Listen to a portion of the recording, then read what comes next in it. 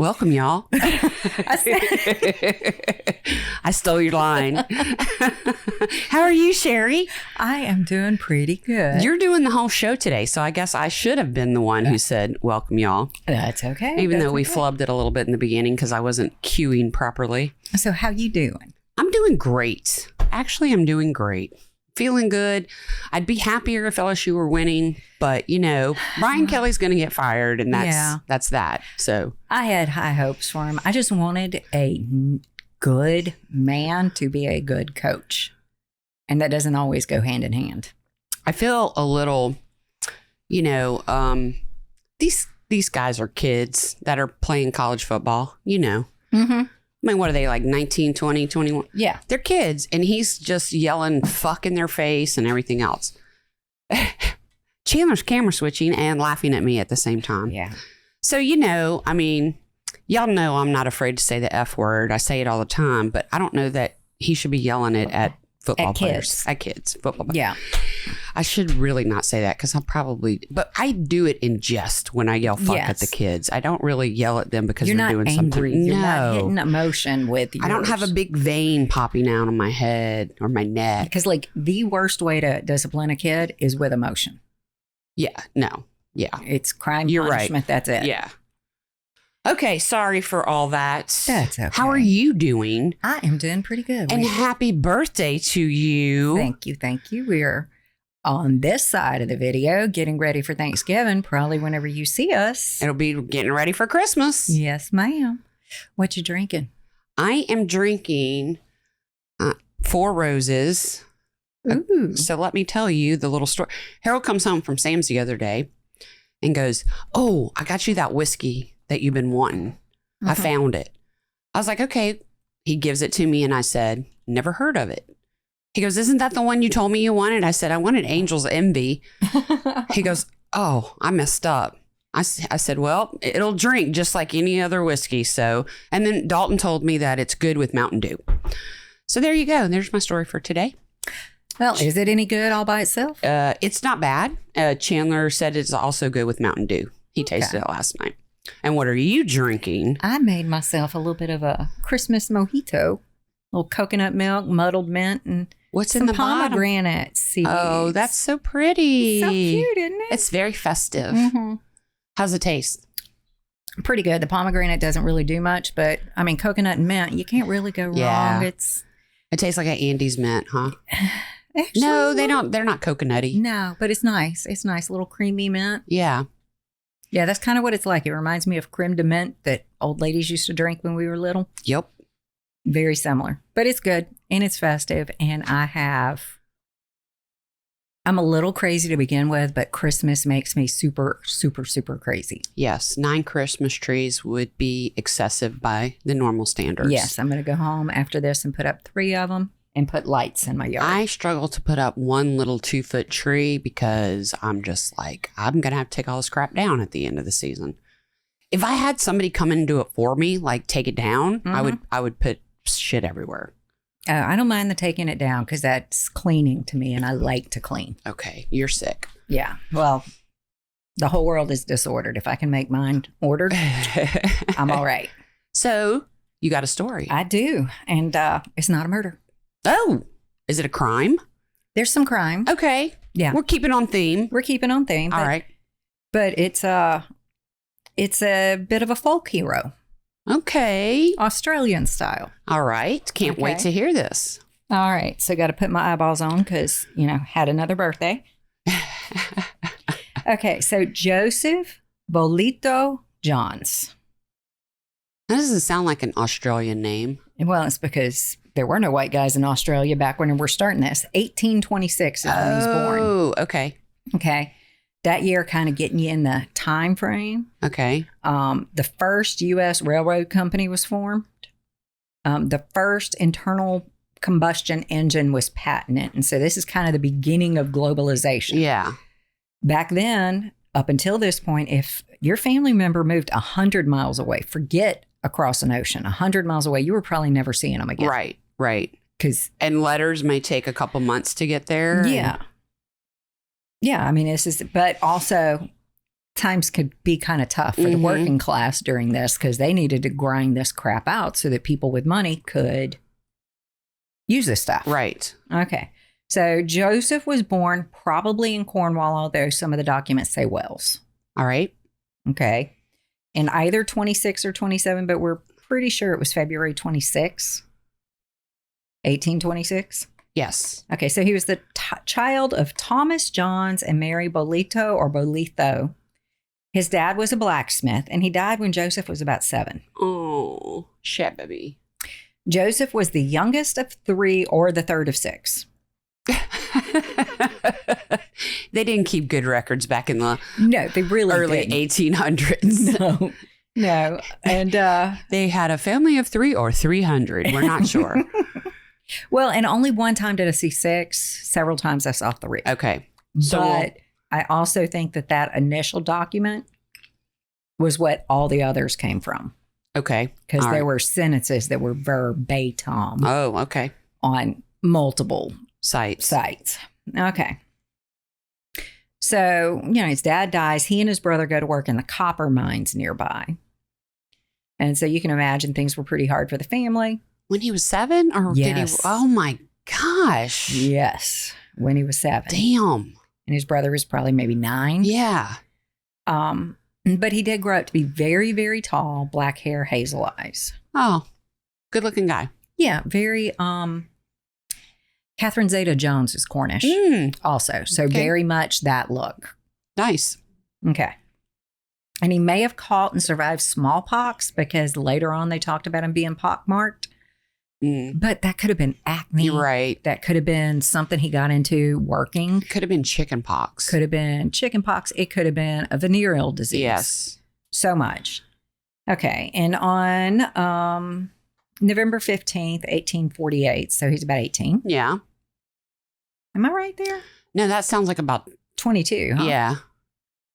Did you? Okay, go ahead. Johns and someone who was using the name William Cross, who was actually John Williams. We're never going to touch him again, so Okay. don't worry about that. All right. I was going to delve into that, but okay. They were arrested for stealing from some guy named Richard Price. They were seen in the street carrying 3 loaves of bread, 1 piece of bacon, several cheeses, and other goods. Now, when we say piece, we're not talking about slice at this time. We're talking about A slab. a slab, a hunk of bacon. Yeah. Okay. They were arraigned on charges for burglary and theft. Is this the first time that we know of that he's involved in any type of criminal activity? Mm-hmm. Okay. Which I have to imagine it was probably a little more. I mean, just to survive. I mean, he became a man at 7, basically, to Right. support his family. So, And so at least there were 2 people not working in the mines in that household. His mom and whoever the other one was, I assume a sister. So there was probably some pickpocketing or, yeah. grabbing what was convenient.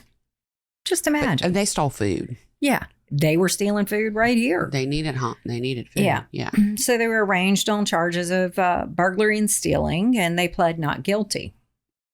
And on the 23rd of March, they were tried, and the newspapers reported that the pair gave an unexpectedly spirited defense, the newspaper's words. But John's, he was kind of abrasive. Okay. And so it didn't go over well with the judge. And, quote, this contravened the conventions of court procedure. So the judge was like, you are being very disrespectful to They're me. using old timey words. Yeah. Well, It's old timey time. So he convicted the men and sentenced them to 10 years hard labor. Oh, wow. Now, right around that same time, there were other people who pled guilty to fairly much the same thing.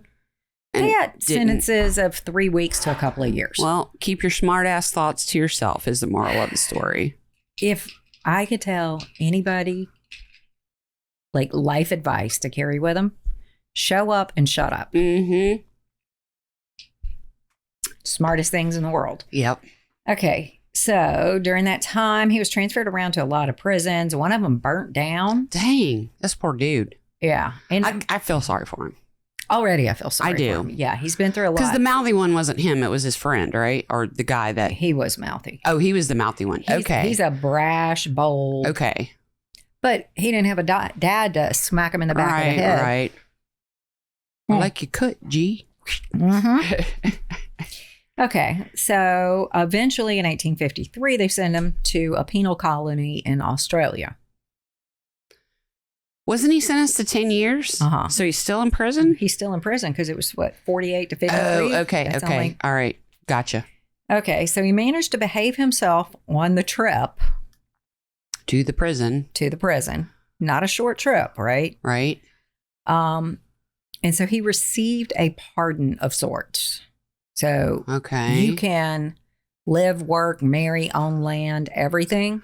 You just can't leave your district, your region. Yeah. Stay in the area. Stay in the area. Check in with your parole officer. But it's freaking Australia. Yeah. There's a Right. lot of land out there. And so he got his conditional pardon. And they settled in, and I want to say they call it, instead of Avon, Okay. in Australia. He settled in the Avon Valley, one of the most rugged and inaccessible places in the Darling Range. I'll have to say hey to one of our listeners in Australia. Robin. Hey, Robin. You can tell us how to say Avon. Yeah. So the Aboriginal name for the area was Moondyne. Okay. Okay, he made a living partly fencing the springs in the area and trapping escaped stock and horses and All bringing right. them back to their owners for reward. Well, you can kind of see where that he could get a little, he could Yeah. smudge the lines. Yeah. Yeah. Did it escape Right. or did I let it out? I just found it walking by. Yeah. Uh-huh. Okay. Okay, and in 1861, he captured a stallion that was unbranded and put his own brand on him. All right. Officially, that's thievery. Really? Yeah. Even though it didn't have a brand? Even though it didn't have a brand, you'd have to imagine that stallion wasn't roaming free. It belonged to someone. Okay. If he had kept it on his land, that would have been different. He was just tending to it. Right. And if the owner ever showed up. But branding it with his own brand makes it theft. Okay. It's like forging a title. That would be the closest thing we've got to All it. right. Okay. So he was arrested. Wow. The horse was taken as evidence and they locked him up in the little town jail. He escaped that night, stole the same horse and the bridle and saddle of the judge. Okay, at this point, does he have a wife and kids or is No. he just willy-nilly He's just willy-nilly. soloing it? Mm-hmm. All right. Okay, so he was caught the next day out, but while he was on the run, he had killed the horse, cut the brand out What of the the hide, hell? burnt it, destroying the evidence. Damn. Okay, so he There's received There's a math. 3-year sentence for jailbreaking instead of the 10 years for horse thievery. All right. Okay. So he behaved for the whole sentence, the whole 3 years. And he was released and he goes to work on a large farm. In 1864, he's released. Mm-hmm. In 1865, a steer was killed at this farm and Joseph was accused.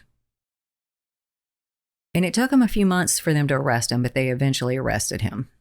That kind of lets me know, because back then they didn't pussyfoot around and they didn't have to Right. wait for DNA evidence to come Well, back. Yeah. So kind of lets me know their case was weak if they didn't even bother to Right. arrest him for a while. Okay.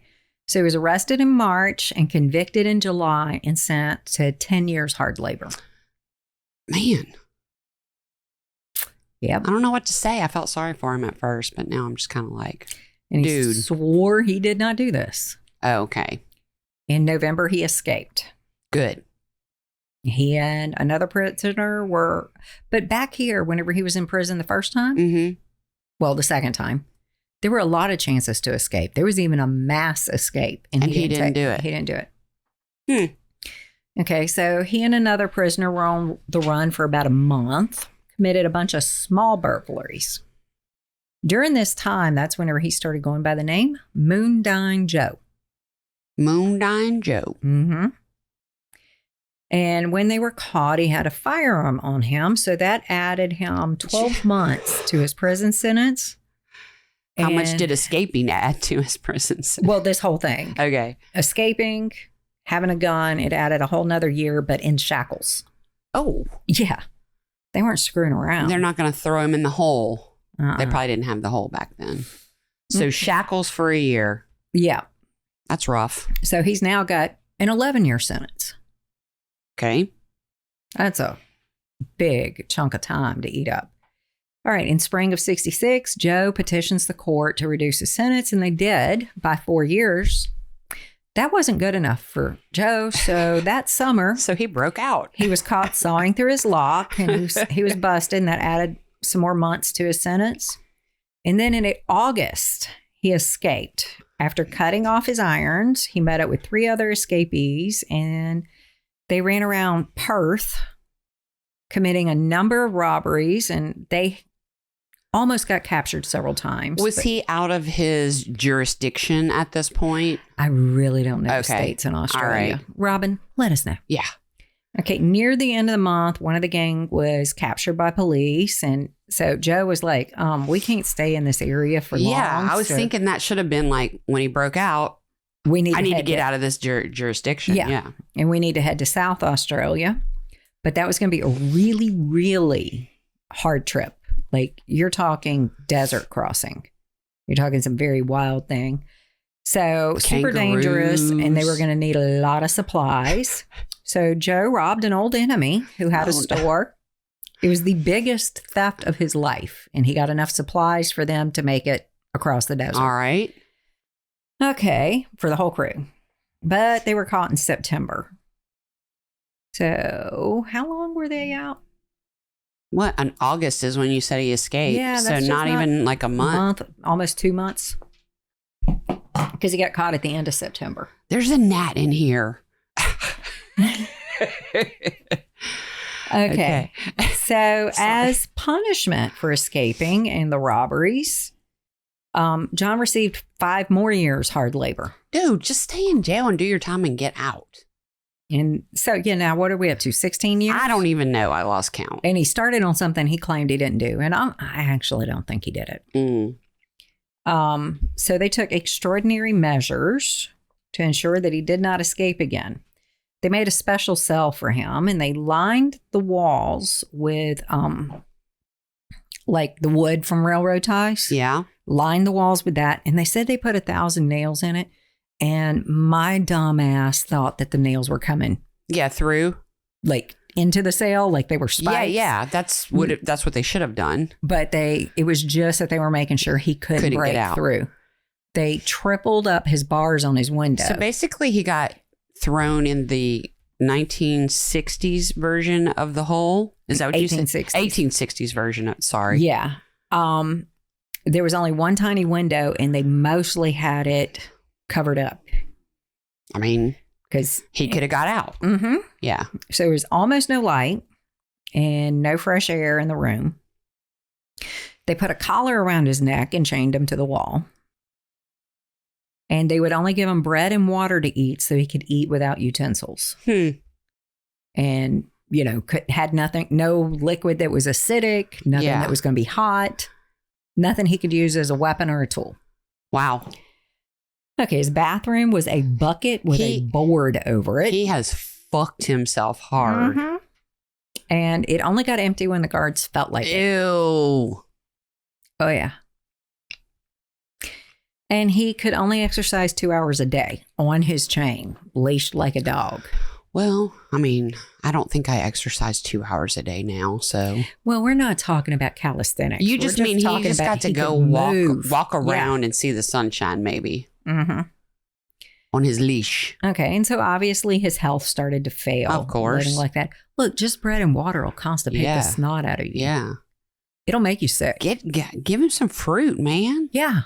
Go pick a bean. Something. Feed it to him. Okay, so in early 67, they kind of switched it up to his days were going to be spent breaking rocks. Okay, the hard labor. To improve his health.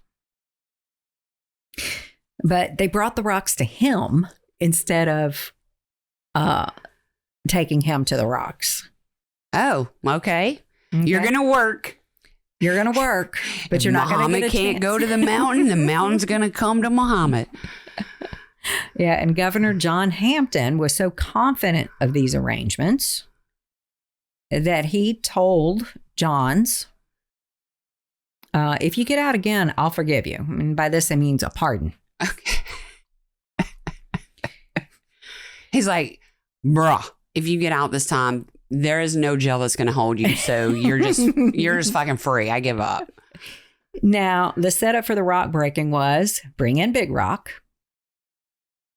Joe breaks big rocks to little rocks. Mm-hmm. Guards take the little rocks out. But Joe kept some hidden.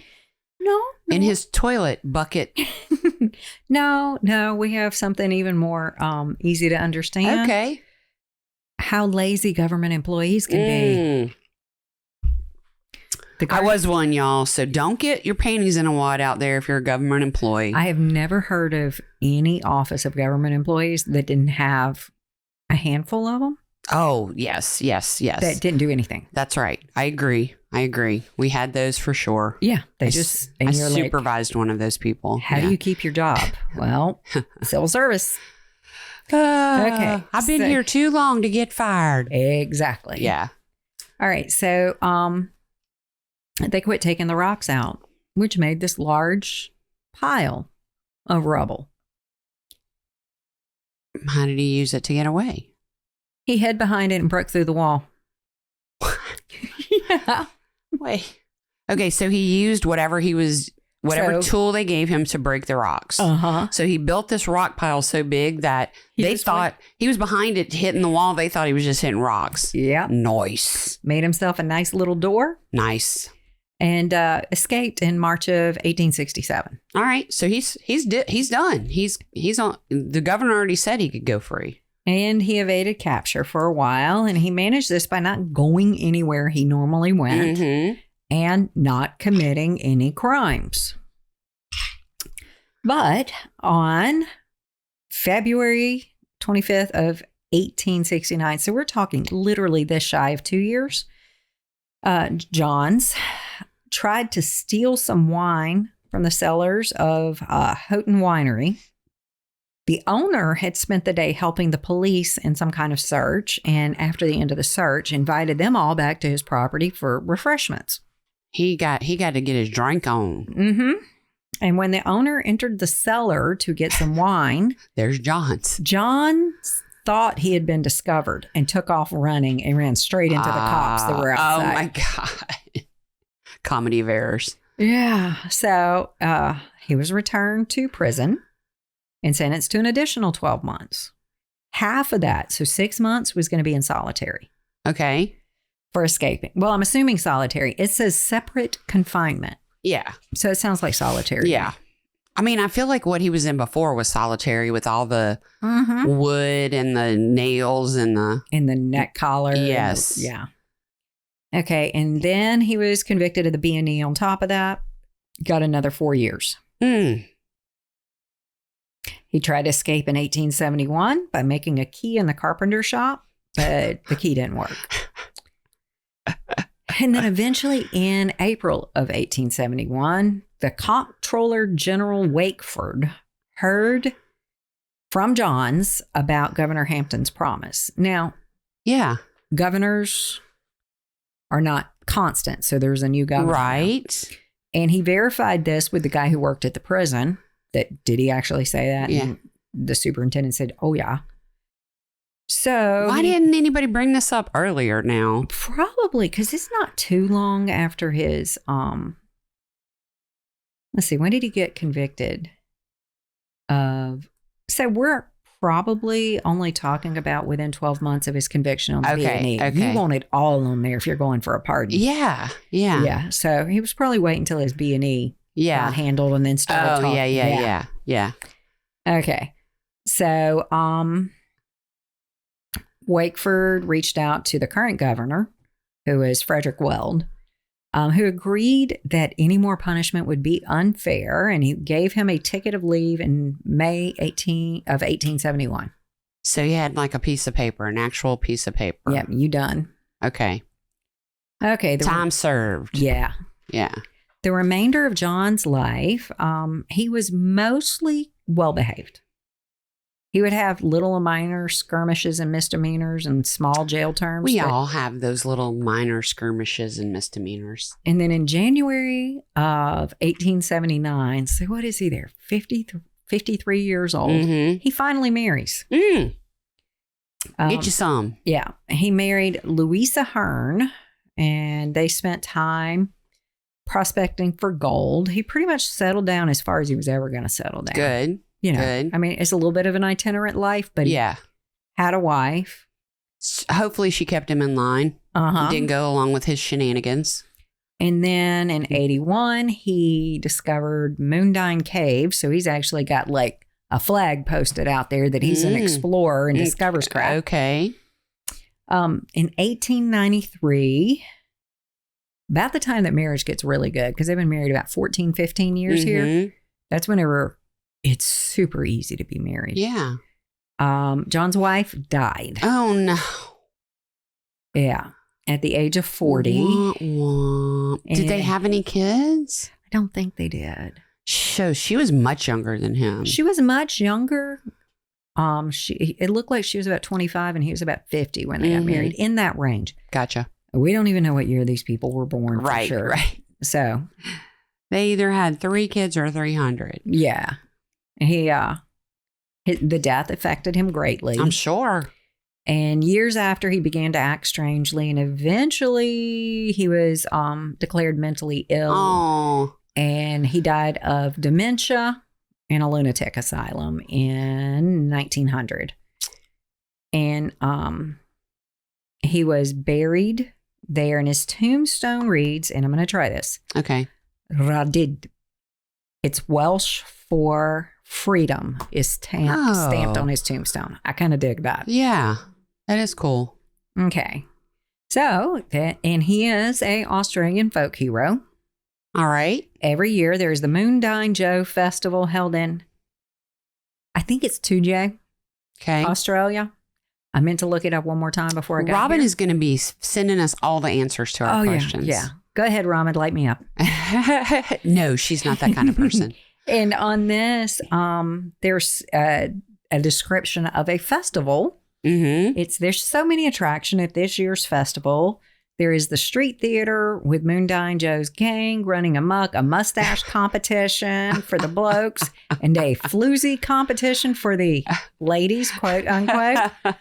Along with this, we have the Colonial Village Swaggy's Camp. I don't know what a swaggy is. I don't either.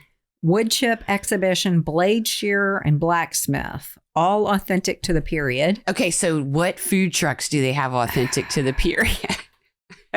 Bread and water. Okay, and so if you feel like making a trip to Western Australia this year, May 4th, 2025 is this year's festival. Let's go on a grits field trip. Yeah. I've always wanted to go. Like, I've been a lot of places. I've always wanted to go to Australia. That's on my list of things. I always said I wanted to retire there. Really? Because I got 2 kinds of guys I really like. You had to look around to see who was in the room. Cowboys and surfers. Oh, nice. Yeah. They're kind of everywhere there. Yep. You got both. Yeah. That's right. I know. I married neither. But we're in Louisiana. I mean, a cowboy maybe, but not a surfer. You're not most going of the to. Cowboys here, they're just a little different. Yeah, they are. They're not running thousands of acres. They're driving a $80,000 pickup truck. Right. You're right. You're right. Yeah. No, I like the kind of people that will conquer the world. And Dave did. I mean, he was a Marine. Mm-hmm. Mm-hmm. So he has tromped through deserts and jungles and all the things. I did not know this, and I don't know if I've ever told you this story. At the end of our road, we had a trailer full of cows tip over. Oh my gosh. So a bunch of the cows ran down our road, and we didn't have a fence around the pool. And we were just like, where the fuck are these cows going? Some of them went in the pond, some of them went in the river. Next thing you know, Channel 2 is out here, and there are emergency on-call cowboys who came on horses and lassos and wrangled the cows. Yeah. And see. So that cowboy, I think, is a real cowboy. But yes, there was only a handful of them. There's only a handful of them. My family, when we got here, we ranched. Oh, okay. And we did until Mom was a little girl. So a couple of generations of ranches out here. And so, yeah, kind of dig somebody who can do it. Yeah. Who can take care of business, isn't scared. Mm-hmm. And, you know, I married that, but he just isn't blonde and long-legged. Well, he's a good guy. We love him. He is a fabulous guy, and I don't know where I'd be without him. Okay, now. That was a good story. That was a good story, but it was a little shorter than my normal. Okay. So I brought you something. Tell me. All right. In the National Post, a Canadian newspaper from November 26, 2013, I'm just going to read this top paragraph and then I'll kind of talk to you about what actually happened. One day in October, the citizens of Windsor, Ontario woke up to find a large shrub on the city's riverfront garden had been pruned into the shape of a penis. Oh, nice. Then it happened again. Like to a different bush? Uh-huh. Somewhere else? Somewhere else in the city. Nice. Drawing the attention of, and a national talk show host talked about it on our side of the border. And now the mysterious phallus-obsessed landscape artist has performed a third act, writing the word penis in a garden with a garland of plants. Oh. He went and planted shit. Nice. Oh, my God. This time, the city of Windsor's executive director of parks and facilities has had quite enough, but instead of vowing vengeance, John Maselli is trying to coax the guerrilla gardener out of the shadows with a job, or at least a volunteer position. That's smart. Yeah. So you know where else he could go work? At Disney, because they have all their bushes cut into little cute things. I mean, I don't mean a penis is a little cute thing, but. Well, Windsor never caught him. Okay, if just FYI, if this guy ever gets caught, I want him to be on the show. Oh, absolutely. Yeah. I'm going to give him some type of dick trophy. Windsor's a city of about 250,000. They have no clue idea who did it. We know it's probably a guy. I mean, it could be a woman who loves penises. It could be, but generally vandalism with penises is guys. I mean, you're right. We have got... They draw dicks everywhere. Yeah, we've got people doing dick graffiti in Pompeii. Yeah. Yeah. It's guys. Yeah. It's always been them. They're right. They're obsessed with their own parts. But these guys did a great job. This guy. You saw the pictures? I've seen the pictures. Nice. He did a fantastic job. He got the little flange. I need you to send me some of those for pictures for the website. Yeah. Absolutely. So Antonio can post some, how can we word this? Dicky bushes, bushy dicks. Mm-hmm. They were trees or bushes? They were bushes. They were hedges. Oh, nice. So, okay. Yeah. Phallic philodendrons. There you go. I like that. That's awesome. Oh, yeah. And they were serious about offering him a job because... but he didn't come forward. He didn't come forward. I mean, this guy did some... Even his planting and spelling out the word penis in a flower bed was glorious. And I like to garden. He did it in Old English script. Well, he did it and the plants lived. Yeah. You know, I mean, you love it. Plant enough plants to spell out a word, you're going to have some loss there. He did. Yeah, you're right. You're right. Wow. Well, Mr. What shall we call him? I don't know. Mr. The Mad Dick Trimmer, the Penis Pruner. We would love to have you on the show. We can change your voice and make you anonymous if you would like to come and talk about your quote unquote criminal activity. We would love that. Yeah, because here we are. I'm assuming any statute of limitations is over because we're 11 years out. Yeah. I cannot imagine vandalism has a more than 10-year statute. No. Yeah. Come forward, dude. Reaping your glorious dicks. And how are you going to do that without even being seen doing it? I don't know. He is a genius. Yeah, he's good. Love that. Thank you so much. You're so welcome. That was a great funny there at the end. And hopefully we can make it over to Australia for the May 4th festival. A Star Wars Day. May the 4th be with you. Mm-hmm. All right. So you got anything else? I think that's all. Y'all just have a very Merry Christmas. Oh, happy holidays to everyone. This will come out before Christmas. So Merry Christmas. Happy New Year. Don't forget, I've seen some of y'all subscribing. We need some more YouTube subscribers. Get your auntie, get your mama and them, get everybody, take their phones, subscribe. Y'all going to all be together for Thanksgiving and Christmas. So that's perfect time for you to grab everybody's phones and go have them subscribe to the show. Oh, and to our California family who are going to be listening in to the next few broadcasts. Oh. Hi, California Hi fam. to all the Buenos. Bueno? Yeah. Did you say Bueno? Uh-huh. Bueno. That would have been David's last name. Oh, Bueno. Mm-hmm. Nice.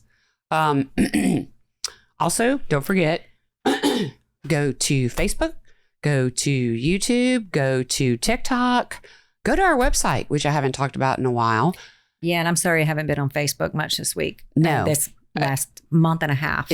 It's been crazy for me. Tammy and I are both working our day jobs till super late. Yeah. I actually had 10 hours of overtime one week recently. But that's, for me, I see a light at the end of the tunnel finally. So I think by the first of the year, I'll be doing a lot better work-wise. Mine will be May 1st. Yeah. I had a solid year of grinding on this. And then May 1st, I'll be good. Okay. Well, hopefully y'all will have enjoyable holidays.